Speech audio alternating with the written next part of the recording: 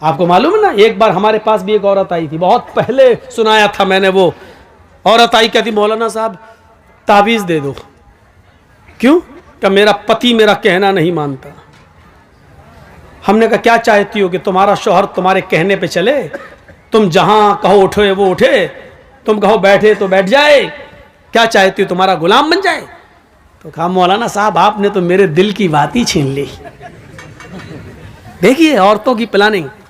हमने कहा अच्छा ठीक है, चलो तुम्हारा शौहर ऐसा हो जाएगा, तुम क्या चाहती हो? क्या यही चाहती हो? हमने कहा नाम बताओ तुम्हारा। कैसा मौलवी है? हमने क्यों, क्या हुआ? नाम लूंगी अपने शौहर का। क्यों? अरे नाम लेने से तो तलाक हो जाएगी। हमारे बड़े बड़े मौलाना कहते हैं कि पत्नी को पति का नाम नहीं लेना चाहिए। हमने कहा अच्छा, और हमें उसके मुंह से नाम निकलवाना था। तो मैंने कहा कि अच्छा ऐसी बात है। हमने कहा जब तक तुम नाम नहीं बताओगी तो तुम्हारा पति तुम्हारा गुलाम कैसे बनेगा? ताबीज में नाम लिखा जाएगा, तभी तो तुम्हारा पति तुम्हारा गुलाम बनेगा। कहते अच्छा ये बात है कि हाँ। बुलाती है अपनी छोटी सी बच्ची को, वहां लला ललो बोलते हैं बरेली में।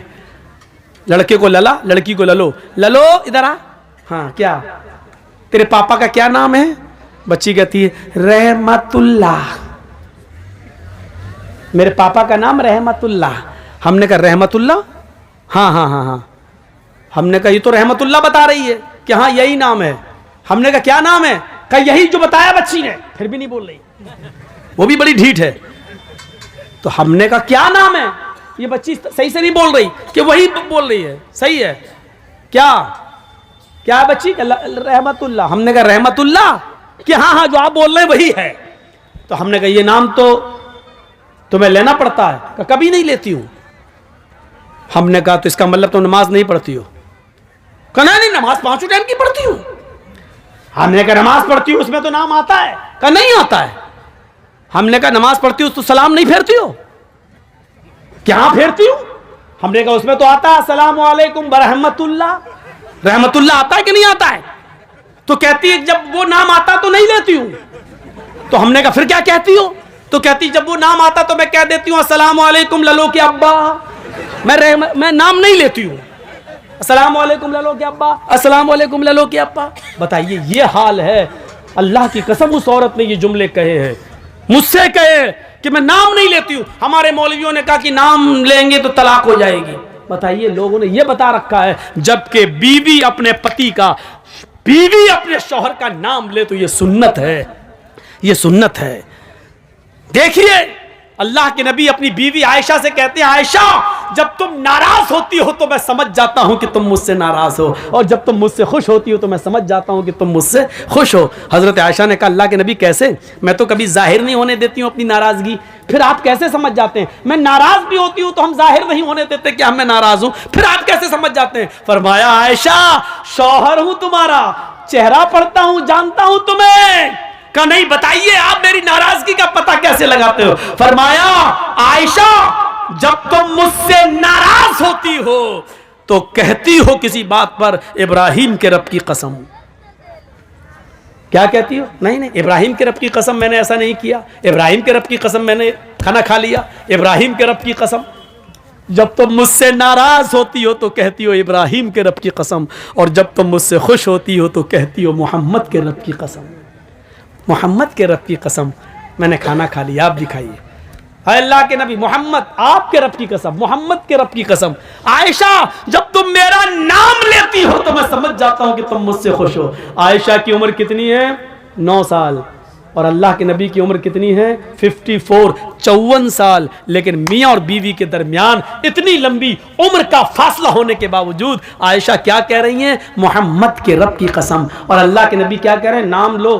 क्या कह रहे हैं? नाम नहीं लेना चाहिए हैं? मैं पति हूं। क्या कह रहे हैं? जब तुम मुझसे खुश होती हो तो मैं समझ जाता हूं कि खुश हो, क्योंकि तुम कहती हो मोहम्मद के रब की कसम। यानी बीवी जब अपने पति का नाम ले तो ये मोहब्बत की अलामत है, मोहब्बत की अलामत है। मैं तो कहता हूं कि नाम लेना चाहिए, हर औरत को नाम लेना चाहिए। कुछ जाहिल औरतें क्या कहती हैं? बच्चे का नाम है फरीद तो अपने पति को बुलाएंगी, आदमी का नाम है सलीम तो ये सलीम नहीं, ए फरीद के पापा सुनो। और जब तक फरीद नहीं था तब तक क्या कहती थी?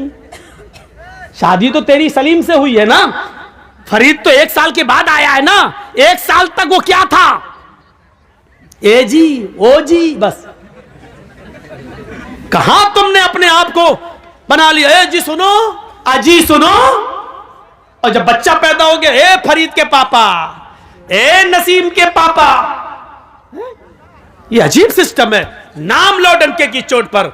तो मेरे भाइयों, हजरत फातिमा ने भी क्या कहा था, आए अली, जब मेरा इंतकाल हो जाए तो मुझे रात की तारीकी में इशा के बाद मुझे कब्रिस्तान ले जाना दफनाने के लिए, दिन के उजाले में नहीं। फातिमा ने नाम लिया, अली जब मेरा इंतकाल हो जाए तो दिन के उजाले में मुझे दफन मत करना, कब्रिस्तान मुझे इशा के बाद ले जाना। फरमाया, फातिमा ऐसा क्यों कह रही हो? अगर तुम्हारा इंतकाल फजर के बाद हो जाए तो क्या मैं इशा के बाद ले जाऊं? तुम्हारे नबी ने, तुम्हारे अब्बू ने तो कहा मैयत को जल्दी कब्रिस्तान ले जाओ। कहा सब कुछ ठीक है, लेकिन मुझे रात में कब्र में ले जाना, रात में दफनाना।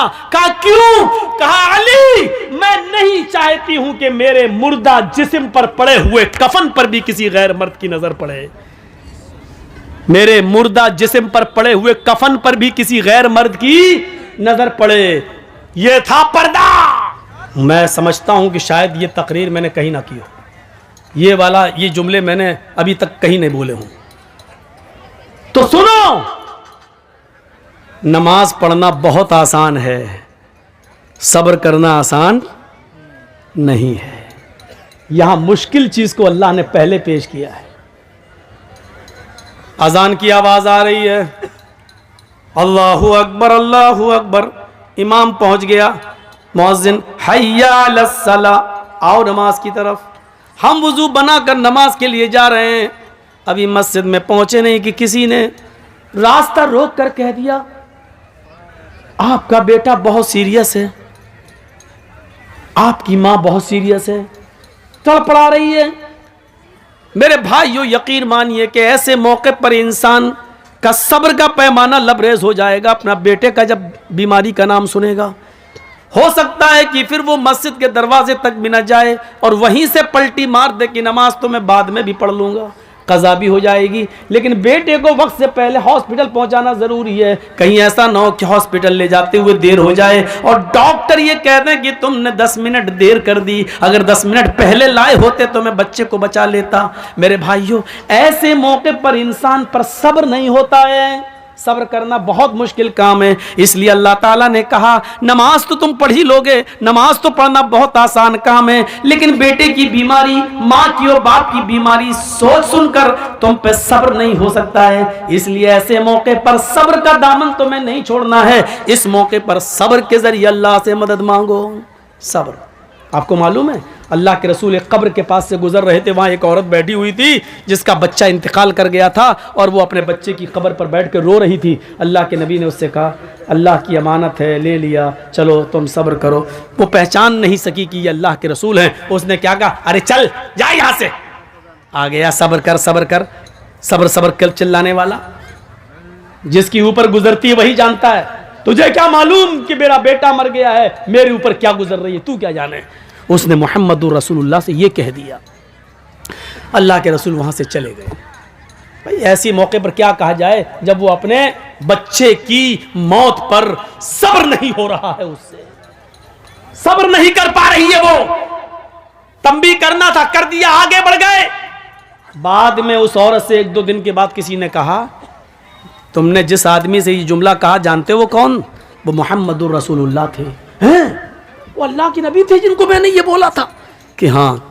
3-4 दिन के बाद वो अल्लाह के रसूल के पास आई और कहती है, मुझे माफ़ कर दीजिए अल्लाह के नबी, मैं आपको पहचान नहीं सकी। अब सुनिए यहाँ अल्लाह के नबी क्या कहते हैं, हाय अल्लाह के रसूल, मैं आपको पहचान नहीं सकी, मुझे माफ़ कर दीजिए।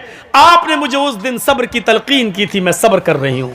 हाय अल्लाह के रसूल, मुझे सब्र आ गया, मैंने सब्र कर लिया, आप मुझे माफ़ कर दीजिए। मैंने आपसे कहा चल चल, तू क्या जाने, जिसके ऊपर गुजरती वो जानता, मुझे सब्र आ गया। तो अल्लाह के नबी ने मुस्कुराते हुए क्या कहा, नहीं 4 दिन के बाद सब्र आया है ना, नहीं, इन्नमा सब्रु इंद सदमतिल ऊला, सब्र तो उस वक्त होता है जब मुसीबत पहुंचे, उसी वक्त सब्र किया जाए।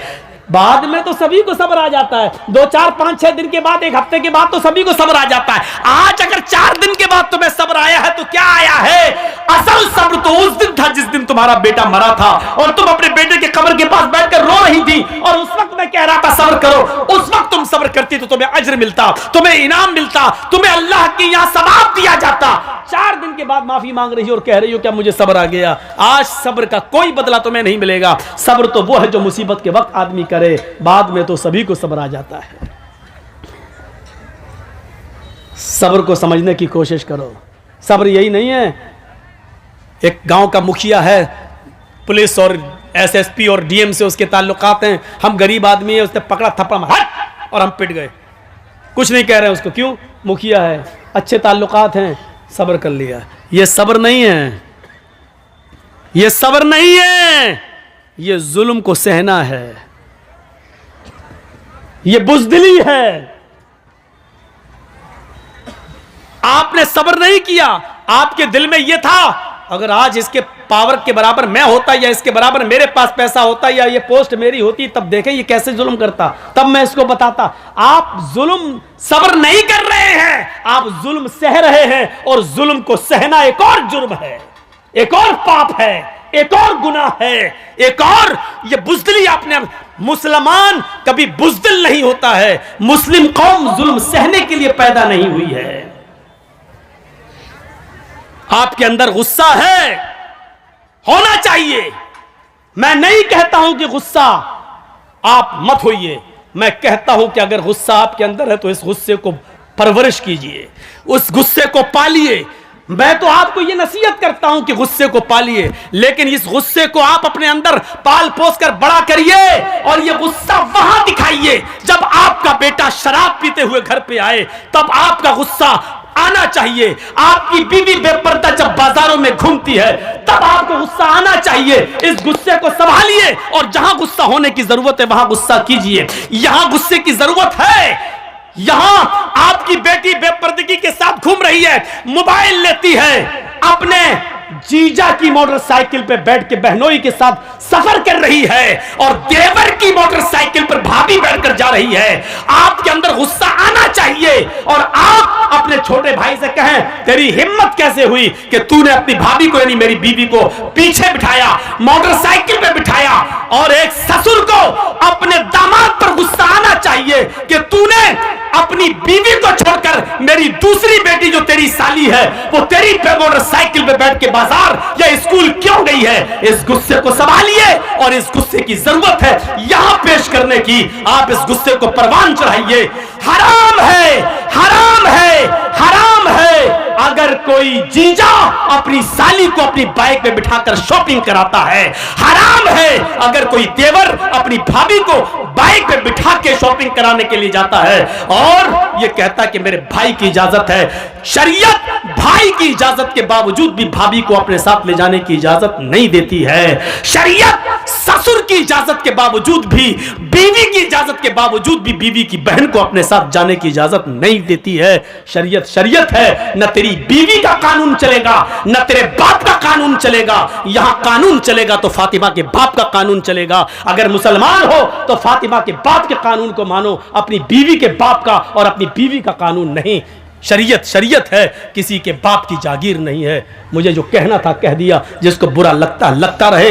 अगर बुरा लगता है तुम्हें तो अल्लाह की कसम में कामयाब हो गया। अगर मेरी बात तुम्हें चुभी है तो अल्लाह की कसम में अपने जलसे में कामयाब हो गया। और अगर मेरी बात का बुरा नहीं लगा तो हमें सोचना पड़ेगा कि हमारा जलसा कामयाब हुआ है या नहीं हुआ है। क्योंकि जब बुरा ही नहीं लग रहा है तो इसका मतलब यह कि आप वही करोगे जो करते आ रहे हो, और जब वही करना है जो करते आ रहे हो तो फिर जलसा बेकार है। आपका यहां बैठना बेकार है। रात के 1 बजे 1:30 बजे 2 बजे तक यहां बैठकर अपनी आंखें फोड़ना बेकार है, क्योंकि आपको कोई सवाब नहीं मिलेगा। मेरे प्यारे साथियों, दीन सुनने आए हो ना, कुरान हदीस सुनने आए हो।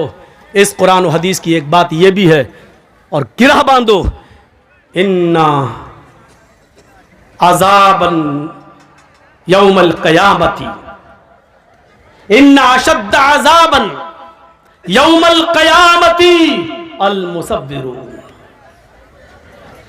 ये याद करिए। और जितने लोगों के मोबाइल मौलाना जर्जीस की तरफ लगे हुए हैं, सुने। इन्ना अशद्दन्नासी अज़ाबन यौमल क़ियामति अल मुसव्विरून, क़यामत के दिन सबसे सख्त अजाब, सबसे खतरनाक अजाब उस आदमी को दिया जाएगा जो दुनिया में तस्वीरें खींचता होगा, जो दुनिया में सेल्फियां लेता होगा, जो दुनिया में एक अपने मोबाइल से, अपने मोबाइल के कैमरों से किसी मौलवी की तस्वीर लेता होगा या किसी की भी फोटो खींचता होगा।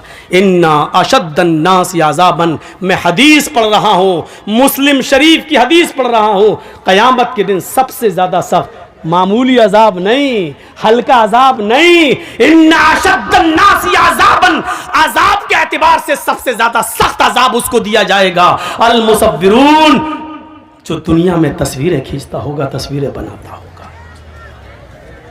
खींचो, आओ, मैंने किसी को इजाजत नहीं दी, और इसके बावजूद भी अगर कोई मेरी तस्वीर को खींचकर अपने साथ अगर लेता है तो वो सुन ले और समझ ले, और इस जलसे, इस हदीस को सुनाने के बाद भी अगर कोई लेगा तो वो याद रखे कि उसने न कुरान को अहमियत दी है, न मोहम्मदुर रसूलुल्लाह को अहमियत दी है। उसमें और वसीम रिजवी में कोई फर्क नहीं है। वो भी नबी को नहीं मानता, तुम भी नबी की हदीस को नहीं मान रहे हो, कोई फर्क नहीं है। अब लीजिए जलसा खत्म करने के बाद मेरी सेल्फी, देखें कितने लोग लेते हैं। मैंने कह दिया कि उसमें और वसीम रिजवी में कोई फर्क नहीं। अब जो मोहम्मद का शेदाई होगा वो मेरा फोटो नहीं लेगा, जो वसीम रिजवी का भाई होगा वो फिर भी खींचेगा। अब देखता हूं कि कौन मोहम्मद का शेदाई है और कौन वसीम रिजवी का भाई है, अब देखना है मुझे। खींचो फोटो। नहीं मिसाल देना चाहता था लेकिन आज दी हमने। आए हो जलसा सुनने, मजाक बना के रख दिया है दीन के जलसों को, मजाक बना के रख दिया है। परचूनी की दुकान, किराना मर्चेंट की दुकान समझ लिया। जो समझ में आया वो अमल करेंगे, जो नहीं समझ में आया छोड़ देंगे। ये तुम्हारे बाप की जागीर चल रही है। इस्लाम के जो हमें पसंद है वो अमल करेंगे, जो पसंद नहीं आया वो छोड़ देंगे। नहीं चलेगा। शरीयत तो मोहम्मदुर रसूलुल्लाह की नापसंद को भी नापसंद नहीं मान रही है। याद है अल्लाह के रसूल का मामूल था, असर की नमाज पढ़ के आप अपनी सारी बीवियों के घर जाते थे, थोड़ी थोड़ी देर के लिए। आपकी जितनी बीवियां मौजूद थी उनके घर जाते थे, और हजरत ज़ैनब के घर थोड़ा ज्यादा बैठ जाते थे। क्यों? कि किसी जगह कुछ मिलता नहीं था। और ज़ैनब क्या करती थी, जो आपकी बीवी थी ज़ैनब बिन्त जहश, वो क्या करती थी, उनके पास शहद था तो शहद का शरबत बनाकर अल्लाह के नबी को पिलाती थी। तो भूखे रहते थे, नहीं मिलता था।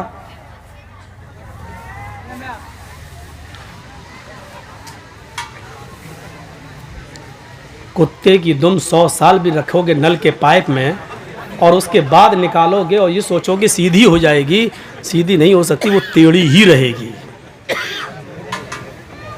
बिल्कुल कुत्ते की दुम सीधी नहीं हो सकती है। ऐसे ही इतना कहने के बाद भी इसका ज़मीर देखो वहीं से उठ रहा है, लग रहा है मोदी का बाप है। कोई परवाह नहीं। अरे जब इतना पेशाब लगता है तो बैठते क्यों हो? अब अल्लाह जाने पेशाब करने गए हो या मोबाइल पे बात हो गई है, फला जगह मिलेंगे, सब यहाँ हैं। बेटा जिस स्कूल में तुम पढ़ते हो उसका हेड मास्टर रह चुका हूँ मैं। जाकर देख लो, यहाँ जर्जी साहब सुन रहे, वहाँ मेला लगा है। आई हैं लिपस्टिक लगा लगा के, ऐसा लग रहा है जैसे अपने आदमी का खून पी के आई हैं, ऐसी गहरी लिपस्टिक। और जलसों में भी क्रीम और पाउडर ऐसा चुपड़ा हुआ है जैसे लगता है कि भैंस या गाय का गोबर लीप लिया मुंह पे। जाके देखो। और अभी मेरे आने से पहले जब हम आ रहे थे तब देखिएगा क्या हाल था। जहां लड़की वही लड़के, कसम खुदा की कई जगह मिसाल दे चुका हूं। ऐसा लग रहा था जैसे एक कुतिया के पीछे 10-10 कुत्ते लगे। सुनना पड़ेगा तुम्हें नहीं, तुम्हारे बाप को भी सुनना पड़ेगा। ऐसा लग रहा है जैसे एक कुतिया के पीछे 10-10 कुत्ते। मोबाइल लेके वो इधर बुरा, वो उधर जा रहा है। हकीकत में लग रहा है जैसे एक कुतिया के पीछे 10-10 कुत्ते। तू अपनी वाली हमें दिखा दे, मैं अपनी वाली तुझे दिखाऊं, ये मेरी वाली हो तेरी वाली है, ऐसा लग रहा है। ये हालत बना रखा, जलसों में भी हो रहा है, जलसों में भी। क्या बोल रहा था मैं, बताइए तो। कहां था? हजरत ज़ैनब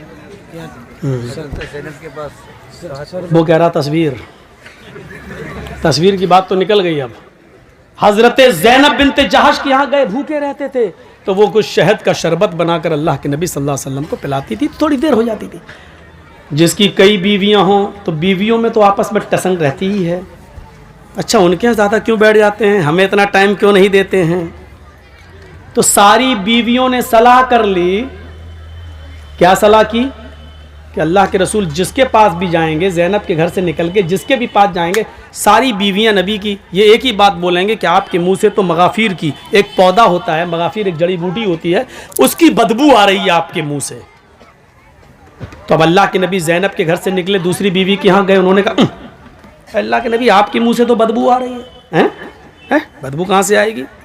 फिर आप दूसरी बीवी के पास गए, उन्होंने भी कहा बदबू आ रही है। जब सारी बीवियां एक ही बात कहेंगी तो दिमाग तो कबूल कर ही लेगा ना कि इसका सभी एक ही बात कह रही हैं, तो इसका मतलब बदबू। और नबी अकरम को बदबू से सख्त नफरत थी। खुशबू भी आप इतनी लगाते थे कि पसीना भी टपकता था तो खुशबूदार बन जाता था। जिस नबी की हालत ये हो, वो बदबू को कैसे पसंद करे? तो कहा क्या खा के आए आप ज़ैनब के घर से? कहा शहद का शरबत पी के आया हूँ, इसीलिए बदबू आ रही है। तो अल्लाह के नबी ने कह दिया आज के बाद शहद को मैं हाथ नहीं लगाऊंगा, शहद मुझ पर हराम, नहीं पीऊंगा, आज के बाद नहीं खाऊंगा। तो शहद को अल्लाह ने हलाल किया और नबी ने क्या कह दिया? आज के बाद मैं शहद को हाथ नहीं लगाऊंगा। गौर करो, तुम अपनी मर्जी से जो चाहो पसंद कर लो और जो चाहो छोड़ दो, वो इस्लाम नहीं है। अल्लाह के नबी ने शहद को नापसंद कर दिया और क्या कहा? आज के बाद मैं शहद को नहीं पीऊंगा, जाओ शहद मुझ पे हराम। फौरन आसमान से जिब्राइल वही लेकर आ गए और क्या कहा? या अय्युहन नबी लिमा तुहर्रिमु मा अहल्लल्लाहु लक। आए मोहम्मद सल्लल्लाहु अलैहि वसल्लम, अल्लाह ने जिस चीज को आपके लिए हलाल किया है, आप कौन होते हैं उसको हराम करने वाले? लिमा तुहर्रिमु मा अहल्लल्लाहु लक। आपने उस चीज को अपने ऊपर हराम क्यों किया है जिसको अल्लाह ने हलाल किया? इस कुरान की आयत से आपको पता चल रहा है क्या मतलब हुआ? इसका मतलब यह हुआ कि अल्लाह की तरफ से अगर कोई चीज हलाल है तो उसको हराम करने का इख्तियार और हराम करने का पावर मोहम्मदुर रसूलुल्लाह को भी हासिल नहीं है। तो फिर हमें और आपको ये कैसे हासिल हो जाएगा कि हमें जो पसंद हो वो अमल कर लें और जो चीज हमें पसंद नहीं है उस पर हम अमल ना करें? जो चीज मेरी मर्जी के मुताबिक हो उसको हम मान लें और जो चीज मेरी मर्जी के मुताबिक ना हो उसको हम छोड़ दें? ये कैसे हो सकता है जब नबी अपनी मर्जी के खिलाफ शहद को हराम नहीं कर सकते अपने ऊपर? जब नबी को ये पावर हासिल नहीं है तो तुम्हें ये पावर और हमें ये पावर किसने दे दिया है?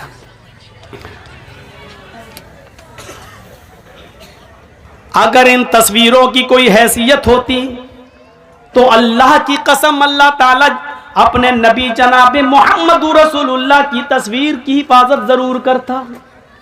लेकिन देख लो, दुनिया में ईसाई भी मौजूद हैं, ईसाइयों के पास ईसा की तस्वीर मौजूद है, यहूदियों के पास मूसा की तस्वीर मौजूद है, दाऊदियों के पास दाऊद अलैहिस्सलाम की तस्वीर मौजूद है, इब्राहिम को मानने वालों के पास इब्राहिम की तस्वीर मौजूद है। सबने हिंदू भाइयों के पास कृष्ण जी की, रामचंद्र जी की, शंकर जी की, गणेश जी की, इनकी तस्वीरें मौजूद हैं।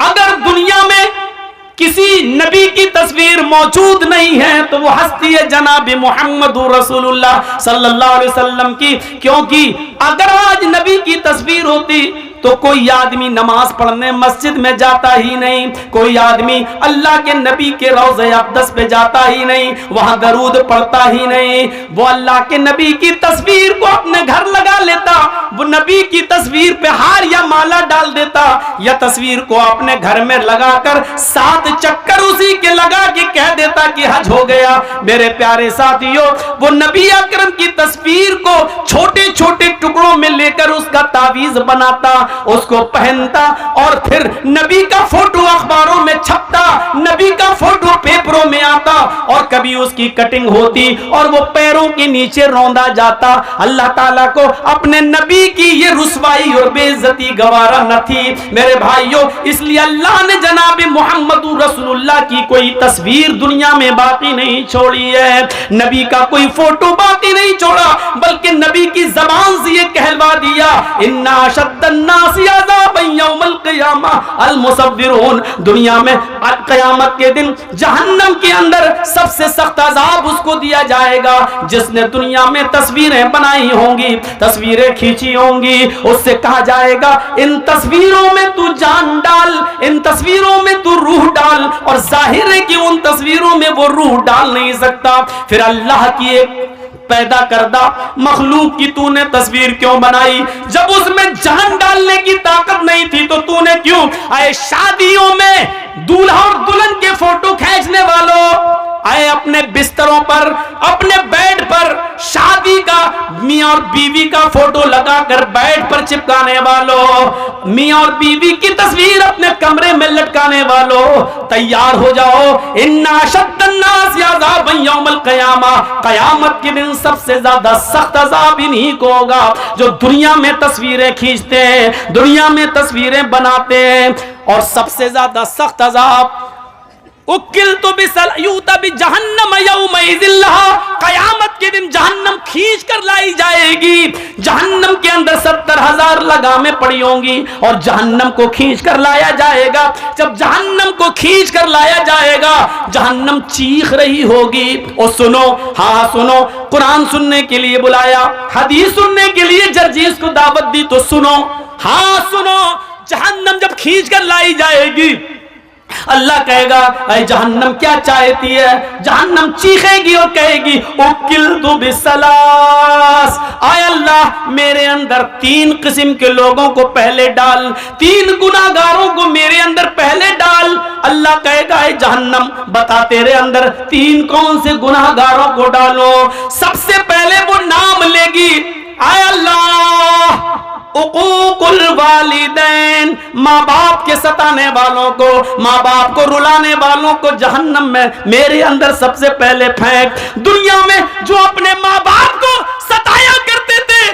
माँ बाप के साथ जुल्म करते थे, माँ बाप को नजरअंदाज करते थे, माँ बाप को खून के आंसू रुलाते थे, पाल पोस कर माँ बाप ने बड़ा किया, उनको अजियत और तकलीफ देते थे, उनको तू जहन्नम के अंदर मेरे पेट में पहले डाल। अल्लाह जहन्नम की ख्वाहिश पूरी करेगा और माँ बाप के नाफरमानों को जहन्नम के अंदर डाल दिया जाएगा। फिर जहन्नम कहेगी शैखुन जानिन, आय अल्लाह मेरे अंदर बूढ़ा आदमी जो दुनिया में जिना करता था, बूढ़े लोग जो दुनिया में जिना करते थे, बुढ़ापे के बावजूद वो लड़कियों की जिस्मों से खेला करते थे, उनकी इज्जतों को तार तार करते थे, उनको बहला फुसाकर और उनको गलत काम के लिए आमादा करते थे। ऐ अल्लाह उन बूढ़े, उन बुजुर्ग जिनाकार लोगों को तू मेरे अंदर डाल। नौजवान से तो एक बार गलती होती है, वो जवानी का नशा है, हालांकि वो भी जहन्नम में सजा भुगतेंगे, वो अपने हिसाब किताब के बाद जहन्नम में जाएंगे, लेकिन जहन्नम जिनको मांग रही है वो कह रही है कि मेरे अंदर बूढ़े जिनाकारों को, बूढ़े जानियों को तू मेरे अंदर डाल, जिन्होंने बुढ़ापे के बाद भी, जबकि उस उम्र में शहावत कम हो जाती है, इस उम्र में शहावत की कमी हो जाती है, इसके बावजूद उन्होंने लड़कियों की इज्जत से खिलवाड़ किया। आय अल्लाह इस बूढ़े जानी को तू जहन्नम के अंदर डाल। अल्लाह बूढ़ा जना करने वाले बूढ़ों को भी जहन्नम के अंदर डाल देगा। कहे अल्लाह एक मखलूक और रह गई है, तू उसको भी मेरे अंदर डाल। अल्लाह कहेगा बता कौन सी मखलूक है?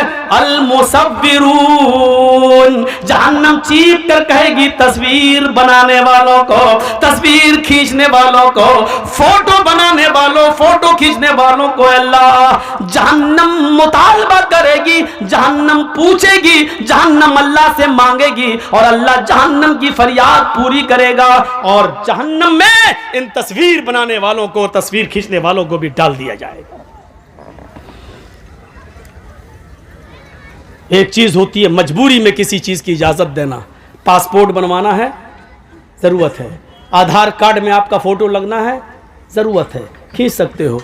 बैंक में पासबुक के अंदर और बैंक में आपका फोटो लगना है, आप दे सकते हैं। ड्राइविंग लाइसेंस में आपका फोटो लगेगा, आप दे सकते हैं। ये चीज जायज है, जरूरत है, आप दीजिए।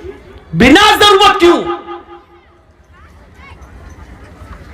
एक आदमी वीडियो में किसी की तकरीर रिकॉर्ड करता है, लेकिन अपने पास रखने के लिए तो गलत है, लेकिन उसको आम करता है और जाहिर करता है और दूसरी जगह पहुंचाता है तो एक जरूरत है, क्योंकि ये तकरीर आज जिक्रा में हो रही है तो जाहिर है कि इसको यूपी और बिहार और उड़ीसा वाले नहीं सुन पा रहे हैं। अब वो चाहता है कि ये तकरीर जो जिक्रा में हुई पूरा हिंदुस्तान सुने, पूरी दुनिया सुने, और उसको नश्र करके दूसरी जगह पहुंचा रहा है। तो ऐसी जगह पर उसकी वीडियो बनाकर तकरीर की गर्ज से डाला जा सकता है, लेकिन उसमें कटिंग करके ये हरामीपना है।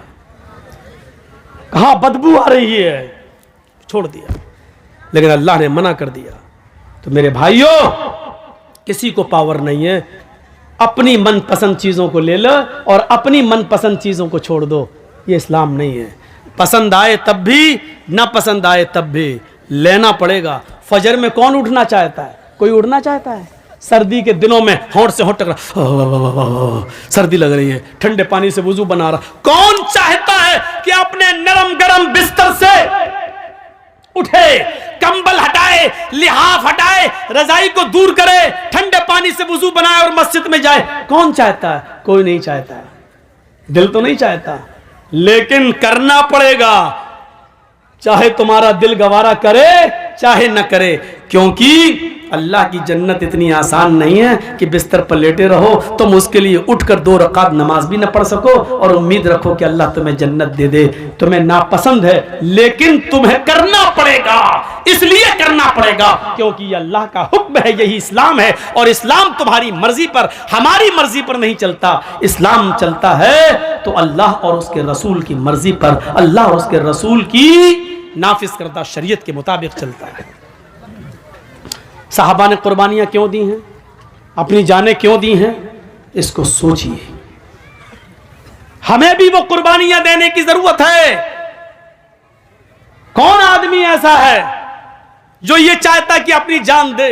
लेकिन साहबा अल्लाह के रसूल मुझे इस जंग में ले चलिए, मैं चाहता हूं कि शहीद हो जाऊं, मैं चाहता हूं कि जंग लड़ूं, या तो काफिरों को मारूं या शहीद कर दिया जाऊं। अल्लाह के नबी उनको कबूल कर रहे हैं, ले रहे हैं, और वो जा रहे हैं और लड़ रहे हैं और शहीद हो रहे हैं। क्यों? क्योंकि अल्लाह के नबी ने फरमाया, शहीद जब कत्ल किया जाता है, उसके खून का पहला कतरा जब जमीन पर गिरता है तो अल्लाह उसके सारे गुनाह को माफ कर देता है। शहीद कयामत के दिन जब अपनी कब्र से उठेगा तो उन्हीं कपड़ों में उठेगा जिन कपड़ों में वो शहीद हुआ है, और उसी जगह से उसका खून बह रहा होगा, टपक रहा होगा, जिस जगह खंजर, जिस जगह तलवार या जिस जगह गोली लगी है। इस हाल में उठेगा कि उसके जिस्म से खून गिर रहा होगा। अल्लाह ताला उसके जिस्म से गिरते हुए खून को देखकर कहेगा, फरिश्तों, इस बंदे का क्या हिसाब लूं, इससे क्या पूछताछ करूं? ये तो मेरे लिए अपनी पूरी जमीन और जायदाद और जान सब कुछ देकर चला आया, इससे क्या मैं पूछूं? इसने तो सब कुछ मेरी राह में कुर्बान कर दिया था, इसने तो अपनी जान तक मेरी राह में दे दी थी। जाओ, मैंने इसको बख्श दिया, इसको जन्नत के अंदर दाखिल कर दो, इसको जन्नत के अंदर ले जाओ। फरिश्ते उसको जन्नत में ले जा रहे होंगे। फरिश्ते पूछेंगे, तुम्हारी कोई और तमन्ना है? जन्नत की नेमतों को शहीद देखेगा, जन्नत की नेमतों को शहीद देखेगा। फिर फरिश्ते पूछेंगे, कुछ और चाहते हो? तो फरिश्ते कहेंगे, हाँ, एक तमन्ना और है। कहा, क्या है? कहा है, फरिश्तों, अल्लाह से दुआ करो, अल्लाह से कहो मेरी एक तमन्ना यह है कि वो मुझे दुनिया में दोबारा भेज दे, मैं दोबारा जंग करना चाहता हूं, दोबारा काफिरों से लड़ना चाहूंगा, और फिर मैं चाहूंगा कि फिर मैं शहीद हो जाऊं, फिर मैं जन्नत में लाया जाऊं। क्योंकि शहीद का इतना बड़ा इज्जत, इतना बड़ा इकराम कि शहीद जन्नत की नेमतों को देखकर कहेगा, अल्लाह, मैं चाहता हूं कि मुझे बार बार दुनिया में भेज, मैं बार बार कत्ल किया जाऊं और बार बार जन्नत में आऊं, और तू बार बार पूछे कि तेरी तमन्ना क्या है, मैं फिर कहूं कि अल्लाह मुझे दुनिया में भेज और मुझे कत्ल किया जाए और फिर मैं जन्नत में आऊं। जरा गौर करो कि शहीदों का इनाम कितना बड़ा होगा, शहीद का इनाम कितना बड़ा होगा कि शहीद जन्नत की नेमत में देखने के बाद भी हर उसमें है नहीं। फरिश्ते पूछ रहे हैं, कुछ और चाहते हो? अब जन्नत में किसी चीज की कमी तो है नहीं, फिर भी फरिश्ते पूछ रहे हैं, कुछ और चाहते हो? कि हाँ, क्या? दुनिया में दोबारा जाना चाहता हूं, नक्तुल, फिर कत्ल होना चाहता हूं, फिर जन्नत में आना चाहता हूं। यह तमन्ना होती है।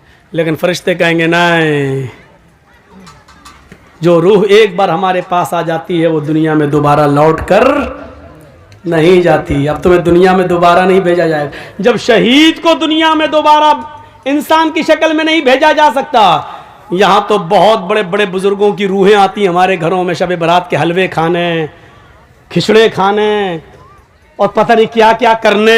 बड़े बड़े लोगों की रूहें आती हैं हमारे यहाँ, कहते हैं बुजुर्गों की रूहें आती हैं। मेरे भाइयों, कुरान कहता है जो रूह मेरे पास आ जाती है वो दोबारा लौट कर नहीं जाती। अच्छा एक बात बताइए, दुनिया में 3rd क्लास की जिंदगी है, आदमी मर गया, अच्छे काम किया है, फिर वो आखिरत में चला गया, बरज़ख में चला गया, अब वो फिर 1st क्लास की जिंदगी से कोई 3rd क्लास की जिंदगी में आएगा? मौलाना जर्जिस बहुत अच्छे नेक अमल किए, अब हम मर गए, अब हम मरने के बाद अल्लाह ने मुझे आला इल्लीन के अंदर मेरी रूह को दाखिल कर दिया, अब हम दुनिया में दोबारा आना चाहेंगे, उन नेमतों को छोड़कर दुनिया में हम दोबारा आएंगे, फिर फायदा क्या है? दुनिया की 3rd क्लास की जिंदगी को छोड़कर हम 1st क्लास में अच्छी जिंदगी में गए हैं, फिर हम दुनिया में क्यों आना चाहेंगे? मेरे भाइयों, जो बुजुर्ग दुनिया की जिंदगी में अमल करके अल्लाह को प्यारे हो गए हैं, वो अल्लाह के पास से लौटकर दुनिया में दोबारा क्यों आना चाहेंगे? इतनी मोटी सी बात हमारी आपकी अकल में नहीं आती है। मेरे भाइयों, जिस आपके जिक्रा गांव के अंदर अगर मुझे पकड़ के मारा जाए, ठूसा जाए, अच्छा कमीने पिछली साल तू क्यों नहीं आया था, है बोल, ये अब पकड़ के कोई हमें बांध के मारे, फिर दोबारा हम जिक्रा गांव में प्रोग्राम देंगे? कभी नहीं देंगे। एक बार जो आदमी हम मार खा चुका हो, दोबारा क्यों वो उस गांव में प्रोग्राम देगा? मेरे भाइयों, जो आदमी दुनिया में मुसीबतें बर्दाश्त करके, नेक अमल करके, फजर की नमाजों में सर्दियों में उठकर तकलीफें बर्दाश्त करके उसने अच्छी जिंदगी पाई हो, इल्लीन के अंदर मकाम पाया हो, जन्नत की खिड़की उसके लिए खोल दी गई हो, फिर वो दुनिया में दोबारा उससे कहा जाए चले तो दोबारा क्यों आएगा? फिर हम क्यों जाएं और अमल करें? फिर क्यों हम नमाजें पढ़ने के लिए जाएं? हमें अल्लाह ने जब ये इनाम दे दिया तो हम दुनिया में क्यों जाएं? मेरे भाइयों, फिर वो दुनिया में दोबारा तकलीफ उठाने के लिए क्यों आएगा? इतनी मोटी सी बात हमें और आपको समझना चाहिए। और यही बात हम बड़े प्यार से कहते हैं तो हमारे भाई कहते हैं, ओह ये आ गया मौलवी, जिसने इसकी तकरीर सुनी काफिर, इन दौर से निकलो। उत्तर प्रदेश के अंदर यही तो गेम खेला जा रहा है, लड़ो लड़ाओ, मुसलमानों को आपस में बांटो।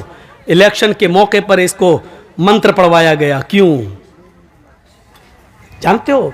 मकसद सिर्फ जितेंद्र त्यागी नहीं है, मकसद है पूरा शिया समुदाय को अलग करना और सुन्नियों को अलग करना। ये दोनों अलग हो गए और शियों के वोट अगर बीजेपी को मिल गए तो बस बीजेपी 2022 के चुनाव में फिर आ रही है यूपी के अंदर। ये मकसद है। वरना ऐन चुनाव के मौके पर जो आदमी बाबरी मस्जिद से लेकर अब तक हमेशा विरोध करता आया हो मुसलमानों का, कुरान का, इस्लाम का, वो इलेक्शन के मौके पर किसी मंदिर पे जाकर धर्म क्यों चेंज कर रहा है? कर नहीं रहा है, ये बीजेपी के इशारे पर कराया गया है। ऐसे मौके पर करो ताकि हमें फायदा हो, चुनावी फायदा पहुंचाओ। मेरे भाइयों, ये होगा। दुआ करो इसका भी वही हश्र हो जो सलमान रश्दी का हुआ है, इसका भी वही हश्र हो जो तस्लीमा नसरीन का हुआ है। आपको मालूम है कुरान के ऊपर जिन लोगों ने एतराज़ात किए उनका हश्र क्या हुआ? तस्लीमा नसरीन ने पहले लज्जा किताब लिखी, इस्लाम पर कीचड़ उछाला, दूसरे लोगों ने बड़ी इज्जत की, आओ आओ बहुत अच्छा काम किया। जो मुसलमान होकर इस्लाम में कीचड़ निकाल सकती है वो ईसाई बनकर क्या ईसाइयत में कीचड़ नहीं निकाल सकती है? जो अपनी अम्मा में गलती निकाल दे वो दूसरे की बनाई हुई मुंह बोली अम्मा में गलती क्यों नहीं निकालेगी? जो सगी मां में गलती निकाल सकती है वो सौतेली मां में गलती क्यों नहीं निकालेगी? तो मेरे भाइयों सोचो, जब उसने ईसाइयत में भी गलतियां निकाली तो उसको उधर से भी धक्के मार के भगा दिया गया। धोबी का गधा न घर का न घाट का। यही हाल सलमान रश्दी का हुआ, यही हाल तस्लीमा नसरीन का हुआ, यही हाल तारिक फतेह खान का हुआ और यही हाल इंशाअल्लाह जितेंद्र नारायण त्यागी का होगा।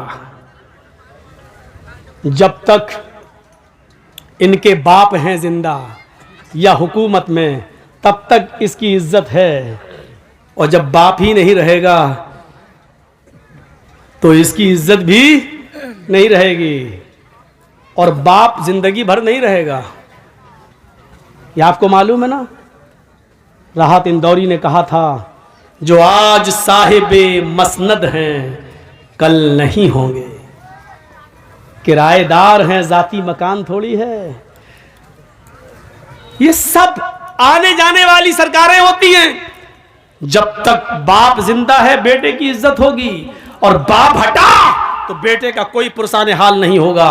और दुआ करो कि इलाहुल आलमीन इसने कुरान को जलील करने की कोशिश की, बारे इलाह तू इसको ऐसा जलील कर, ऐसा जलील कर कि बाद में आने वाले लोगों के लिए इसकी जिंदगी और इसकी मौत दोनों निशाने इबरत बन जाए, दोनों लोगों के लिए मकाम इबरत बन जाए। ये दुआ करो मेरे भाइयों, क्योंकि ऐसे लोगों की मौतें ऐसी हुई हैं कि वो पूरी दुनिया के लिए मकाम इबरत बन गई। फिरौन की लाश जो कहता था ना रब्बुकुमुल आला, मैं तुम्हारा रब हूं, क्या हुआ? समंदर में डूबा, गर्क किया गया। डूबा तो कोई उसको बचाने वाला नहीं हुआ, अपने आप को रब कहने वाला भी क्या कहता है? आमन्ना बे रब्बिल आलमीन, रब्बे मूसा व हारून, मैं मूसा और हारून के रब पर ईमान लाया। वो चीख रहा था जब समंदर में डूब रहा था, लेकिन उस वक्त अल्लाह ताला ने फिरौन के ईमान को और उसके इस्लाम को कबूल नहीं किया। मरते वक्त इस्लाम ला रहा है, समंदर में डूबते वक्त मूसा और हारून के रब को अपना रब कह रहा है। नहीं, अब तेरे इस्लाम की और तेरे ईमान की अल्लाह को कोई जरूरत नहीं है। मकाम इबरत बना दिया उसकी लाश को। मेरे भाइयों, आज भी फिरौन की लाश मिस्र के म्यूजियम के अंदर रखी हुई है। आज भी जमीन के किसी टुकड़े के अंदर फिरौन की लाश को अगर दफनाओ तो जमीन निकाल के फेंक देती है, उसको एक्सेप्ट नहीं करती है। मेरे भाइयों, आज भी फिरौन की लाश को किसी समंदर में डालो तो समंदर उसको बहाता नहीं है, उसको बाहर फेंक देता है। आज भी फिरौन की लाश को समंदर एक्सेप्ट नहीं करता है और जमीन फिरौन की लाश को एक्सेप्ट नहीं करती है। अल्लाह ने फिरौन की लाश को दुनिया वालों के लिए मकाम इबरत बना दिया है। जितेंद्र नारायण त्यागी का भी यही हाल होगा। उसकी जिंदगी और उसकी मौत दोनों बाद में आने वाली नस्ल के लिए मकाम इबरत बनेगी। चले थे साहब कुरान बदलने, 26 आयतें निकाल कर दम लूंगा, कुरान को बदल के दिखाऊंगा, कुरान से 26 आयतें निकलवा के दिखाऊंगा। चले थे कुरान को बदलने, अल्लाह ने ऐसा बदला कि देख, जो हमारी किताब को बदलने का ख्वाब देखते हैं वो खुद बदल जाते हैं। और फिर वही चीज़ जो कल और परसों मैंने कही थी, वो जब पूजा करेगा तो फख्र करेगा मैं हिंदू हूँ, अग्नि की पूजा करेगा तो फख्र करेगा कि मैं हिंदू हूँ, चंदन लगाएगा, सब कुछ लगाएगा, सब कुछ करेगा, मूर्ति, लेकिन जब पेशाब करने बैठेगा तो उसको गुस्सा आएगा, कमबख्त, यहीं से मैं हिंदू नहीं हूँ। जब भी वो पेशाब और लैट्रिन करने जाएगा कहेगा कमबख्त, ये और बदल जाती। गलती करी बेचारे उस पंडित ने जिसने इसको हिंदू बनाया था। उसको सबसे पहले बीच वाली चीज बदलनी चाहिए थी कि यहां से तो तुम मुसलमान हो, ये तो बदलो पहले। हो सकता है हुकूमतें फोन कर रही हो, जापान, जर्मन, अमेरिका, कि भाई बीच वाली चीज़ को चेंज करने का और नॉर्मल जैसे बच्चा पैदा होता उसी तरीके से हो जाए, ऐसी कोई सर्जरी है? ऐसी कोई सर्जरी मिल नहीं रही है। शायद उन लोगों ने ये कहा हो कि नहीं साहब, बेहतर इसी में है कि इसका खतना ख़त्म कराने के लिए आपको पूरी की पूरी गायब करना पड़ेगी। हो सकता है कि इसको बाद में हिंदू भाई ये कहने के ये ख़त्म कराओ, ये खतना हमें जीने नहीं दे रहा है, ये हमारे धर्म में कलंक बन रहा है, इसको ख़त्म करो। और जब अगर बीच वाली चीज को खत्म कर दिया तो तुम फिर बीच ही वाले बन जाओगे, ना मर्द रहोगे ना औरत, फिर जिंदगी भर। देखा अल्लाह ने कैसे बदला। चले थे कुरान बदलने, अल्लाह ने ऐसा बदला कि बीच वाला बनने की नौबत आ गई। अगर ऑपरेशन हो गया और बीच वाली चीज कट गई तो फिर रह क्या गया। और अगर नहीं बदली तो जिंदगी भर इस साला कोसता रहेगा अपने आप को, कमबख्त, हो सकता देखे भी नहीं, हट, ऐसे करके भाग जाए। जनेऊ कहां बांधेगा? जनेऊ सोचो कहां पहुंचा दिया अल्लाह ने। और पेशाब तो आदमी दिन भर में 2-3 बार तो करता ही करता है, यानी इसको एहसास होगा कि हमने क्या किया है। कभी हो ना हो, पेशाब करते वक्त एहसास जरूर होगा। अब हो सकता है कि एक मौके पर और एहसास हो, अब तो त्यागी हो गए ना, तो अब बीवी तो छोड़ के भाग गई है, अब उधर उनकी शादी हो सकती है, 7 फेरे लग सकते हैं, तो हो सकता है कि उस औरत से, अपनी उस बीवी से जब मिलने जाए तब वो भी कहे हट हट, तू तो मुसलमान है, हम तो हिंदू से शादी किए, तुझसे थोड़ी किए। और अगर हिंदू है तो फिर तू हिंदू वाली मशीन लेके आ। अब सोचो कि कितनी जगह ये फटकार। अच्छा सिर्फ सोचो बस, अल्लाह ने कितना जलील कर दिया है इसको, कहां पहुंचा दिया है इसको। इसलिए कभी कुरान का मजाक मत उड़ाना मेरे भाइयों, कभी हदीस का मजाक मत उड़ाना। हम गुनाहगार हैं, अपने आप को गुनाहगार समझना, लेकिन कभी ये मत कहना कि मोहम्मद रसूलुल्लाह ने ऐसा क्यों कहा। नहीं, सहाबा किराम ने अपने खून से सींचा है इस इस्लाम को, कभी मजाक मत उड़ाना। मौलवी जर्जीस ने फोटो तस्वीरें सब बताई हैं, इसको अपने दिल पर मत लेना। ये सोचना कि जर्जीस ने सुनाया क्या है, ये उसी नबी का फरमान है जिस नबी का पीछा इस तयागी ने किया है। 12 और नबी की 11, मोहम्मद की 11 बीवी। एतराज करता था ना, मोहम्मद की 11 बीवी पर बड़ा एतराज था। जिस धर्म में गया है उस धर्म में कृष्ण कन्हैया जी की 16,108 थी। चला मुंह खोल अपना थूथड़ा, क्या बोलेगा? चुपचाप है, खामोश है, नहीं बोल पाएगा, नहीं बोल पाएगा। क्यों? जिस मकसद के लिए गया है वो उसको पूरी हो रही है। केसों से बचने के लिए, और जो घोटाले और घपले किए तो उससे बचने के लिए, और मजीद दौलत पाने के लिए जहां गया था। इंसान दौलत के लिए इंसान क्या करता है? इसीलिए हजरत अली रज़ी अल्लाह तआला अन्हु ने फरमाया था, इर्तहलतिद दुनिया मुदबिरतन वर्तहलतिल आखिरतु मुकबिलतन वलिकुल्लि वाहिदतिन मिनहुमा बनून कूनू मिन अबनाइल आखिरा वला तकूनू मिन अबनाइद दुनिया। सुनो मेरे भाइयों, हजरत अली ने क्या कहा था? बुखारी शरीफ की हदीस के अल्फाज हैं। हजरत अली कहते हैं, इर्तहालतिद दुनिया मुदबिरतन, लोगों ये दुनिया जो है जिसके पीछे तुम पड़े हो, सोना और चांदी, दौलत, पैसा और माल जिसके पीछे तुम पड़े हो, ये दुनिया तुम्हें पीठ दिखाकर भाग रही है। वर्तहलतिल आखिरतु मुकबिलतन, और आखिरत तुम्हारे सामने आ रही है, आखिरत तुम्हारे सामने आ रही है। अच्छा सुनिए, मेरी उम्र इस वक्त 40 के करीब हो चुकी है, 1-2 साल ऊपर ही है, कम नहीं है। तो 40 साल का मतलब क्या हुआ है?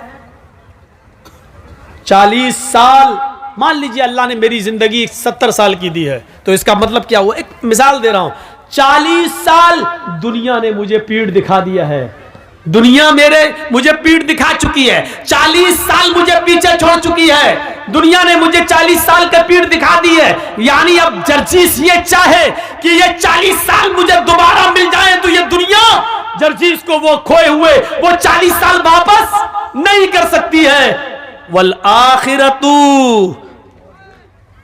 मुकबिल, और आखिरत जो है वर्तहलतिल आखिरतु मुकबिलतन, और आखिरत सामना कर रही है। यानी 40 साल हमारी दुनिया से छूट गए और आखिरत के 40 साल हम करीब हो गए। यानी आखिरत आ रही है और दुनिया पीछे जा रही है। तो अल्लाह के नबी क्या फरमाते, हजरत अली क्या कहते हैं? दुनिया दुनिया दुनिया पीठ दिखा रही है, आखिरत तुम्हारा मुकाबला कर रही है।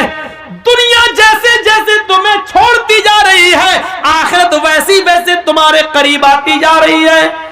और इन दोनों में से हर एक के बेटे हैं, हर एक की औलादें, यानी दुनिया के भी बेटे हैं और आखिरत के भी बेटे हैं। दुनिया के भी बेटे हैं और आखिरत के भी बेटे हैं। वलिकुल्लि वाहिदतिन मिनहुमा बनून, इन दोनों में से हर एक की औलादें हैं, दुनिया की भी औलाद है और आखिरत की भी औलाद है। तकून कूनू कूनू मिन अबनाइल आखिरा, आखिरत की औलाद बनो। वला तकूनू मिन अबनाइद दुनिया, दुनिया के बेटे मत बनो, दुनिया की औलाद मत बनो, दुनिया की औलाद मत बनो। यानी दुनिया की दौलत में मत फंसो, सोने और चांदी के पीछे मत पड़ो, बल्कि आखिरत की औलाद बनो।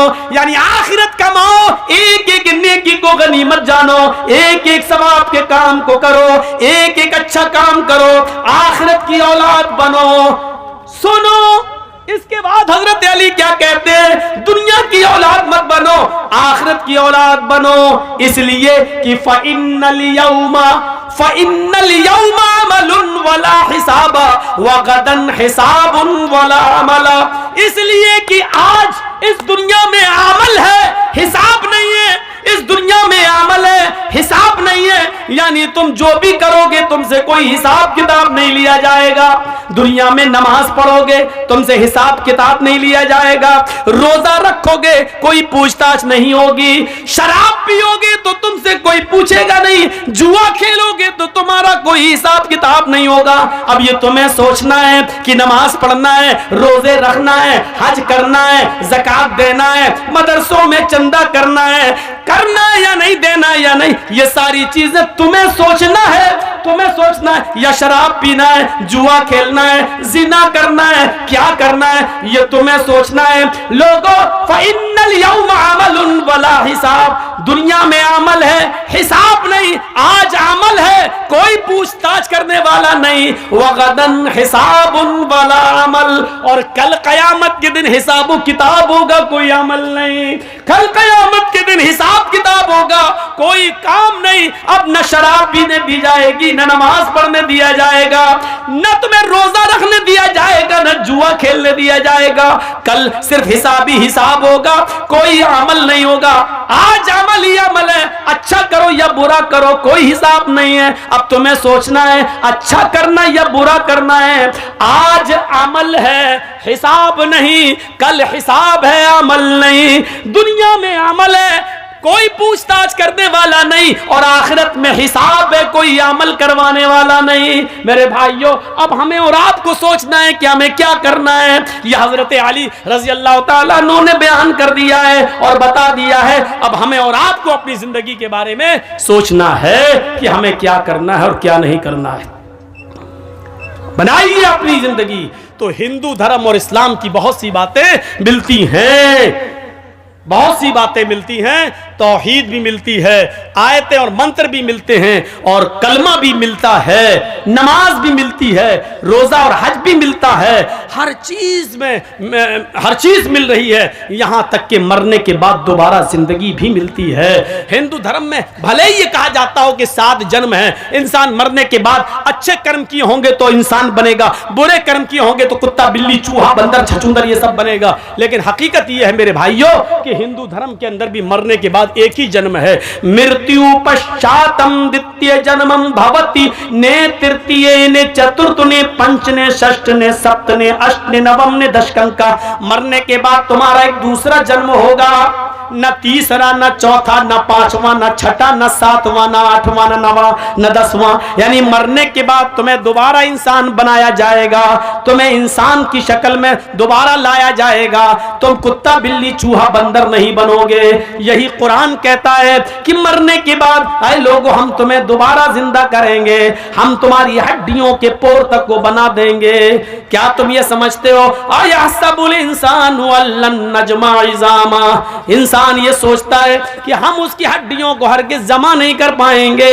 बला कादिरीन अला अन नुसव्विया बनाना, अरे हड्डियां तो छोड़, हम हड्डियों, उंगलियों के पोर तक बनाने के ऊपर कादिर हैं। उंगलियों के पोर क्या हैं? ये उंगली है, ये पोर है। और अल्लाह ताला ने यह उंगली क्यों कहा है?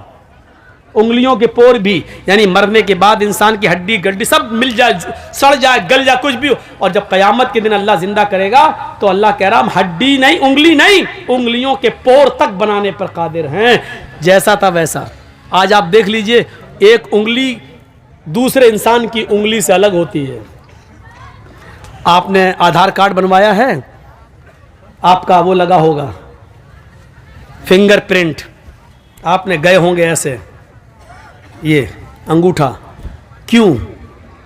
हर इंसान की एक उंगली पूरी दुनिया के इंसानों की उंगली से टच नहीं हो सकती है। देखने में बराबर लग रही है, एक जैसी है, लेकिन हर एक की अलग अलग है।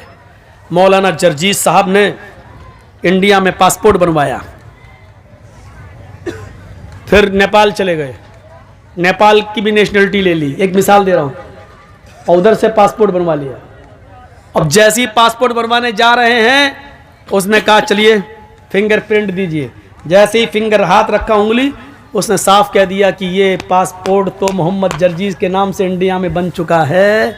फिंगरप्रिंट आपका बता रहा है कि आपका ये पासपोर्ट बन चुका है, और आप यहाँ नाम बदल रहे हैं, जमील अख्तर रख रहे हैं, आप नाम यहाँ पर बदलकर आप हारून, इदरीस, मूसा, ईसा ये सब रख रहे हैं। आपका नाम तो मोहम्मद जर्जीस है और ये आपका पासपोर्ट बन चुका है। लीजिए, छोरी छुपे आप नेपाल के रहने वाले हैं, किसी तरह इंडिया में घुस गए, इंडिया से पासपोर्ट बनवा लिया। एक पासपोर्ट आपने उधर नेपाल में भी बनवा रखा है, आपका नेपाल का पासपोर्ट मोहम्मद जमील के नाम से है और इंडिया का पासपोर्ट आपका मान लीजिए मोहम्मद इदरीस के नाम से है। आप किसी तरीके से वीजा वीजा लेके दुबई, अमेरिका कहीं जा रहे हैं, वहां जैसे ही पहुंचते हैं वहां फिंगरप्रिंट लिया जाता है, पता चलता है कि आप मोहम्मद इदरीस नहीं हैं, आप मोहम्मद जमील हैं और आप इंडिया से आए हैं, आपका पासपोर्ट बन चुका है नेपाल में मोहम्मद जमील के नाम से। वहीं पर पुलिस पकड़ेगी और आपको नेपाल की गवर्नमेंट के हवाले कर दिया जाएगा और भेज दिया जाएगा। जब उंगली, एक उंगली दूसरे अलग, अल्लाह ताला उसी उंगलियों से हर इंसान को, उसके पोर से और उसके फिंगर से हर इंसान को अलग अलग जिंदा करेगा। मेरे भाइयों, अल्लाह कहता हम उस पोर को भी बनाने पर कादिर है। भला कादिरी नाला नुसव्विया बनाना, हड्डियां तो बहुत दूर की बात, हम उंगली और उंगलियों में जो फिंगर प्रिंट होते हैं, जो हल्के हल्के निशान होते हैं, हम उनको भी बनाने पर कादिर हैं। बच नहीं सकता इंसान, उसका हिसाब व किताब लिया जाएगा मेरे भाइयों। और ये अकल में भी नहीं आती है। अच्छा ये बताओ, ज़मीन में आप गेहूं डालोगे तो गेहूं पैदा होगा ना, चावल डालोगे तो क्या पैदा होगा, चावल। आम की गुठली ज़मीन में डालोगे तो उससे क्या पैदा होगा, आम। क्लियर है? कभी आपने देखा हो कि बोया हो आम और पैदा हो गया हो अमरूद, कभी आपने देखा है बोया हो आपने अंगूर और पैदा हो गया हो तरबूज, कभी आपने सुना? नहीं सुना। आम डालोगे आम पैदा होगा, तरबूज बोगे तो तरबूज पैदा होगा, लौकी कद्दू डालोगे तो लौकी और कद्दू पैदा होगा। जो चीज तुम जमीन के अंदर डालोगे उससे वही चीज निकलेगी और उसी का फल निकलेगा। अकल भी यही कहती है। मरने के बाद इंसान को जब तुम कब्र में दफन करोगे, जमीन में गाड़ोगे, तो इंसान से इंसान ही पैदा होगा या कुत्ता बिल्ली चूहा बंदर पैदा हो जाएगा। जब आम से अमरूद पैदा नहीं हो सकता तो इंसान से कुत्ता बिल्ली चूहा बंदर कैसे हो जाएगा? वो डार्विन की थ्योरी गलत है। हम अभी उस तरफ नहीं जाना चाहते कि पहले इंसान बंदर था और धीरे धीरे तरक्की करते करते क्या बन गया है। हम अभी उस तरफ नहीं जाना चाहते हैं और न हम उस साइंस को और उसके पन्नों को हम यहाँ छेड़ना चाहते हैं। हमारे सामने नस्ल और कौम भी वैसी होनी चाहिए जो उस तरीके की तकरीरों को समझ सके। यहाँ तो यह हाल है कि आधा घंटा मौलाना जर्जिस को देखा और उसके बाद फील्ड से लोग उठ जाते हैं, इसलिए कि हिंदी उनकी समझ में नहीं आती है। मेरी तकरीर सिर्फ औरतों के समझ में आती है, बंगाल की, इसलिए कि मर्दों से ज्यादा औरतें सीरियल देख रही हैं। सास भी कभी बहू थी, अलिफ बाबा, अली का 40 चोर, ये सब सीरियल हमारी माँ बहनें देख रही हैं और वही देख देख के अपने शौहरों पर हुकूमत कर रही हैं।